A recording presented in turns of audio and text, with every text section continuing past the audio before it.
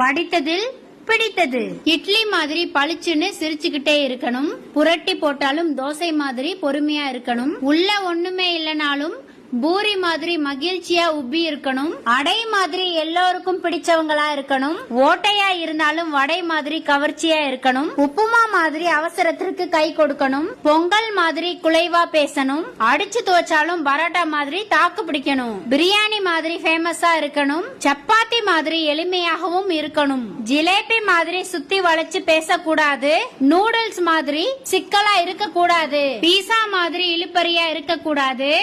புட்டு மாதிரி உள்ளதெல்லாம் கொட்டக்கூடாது.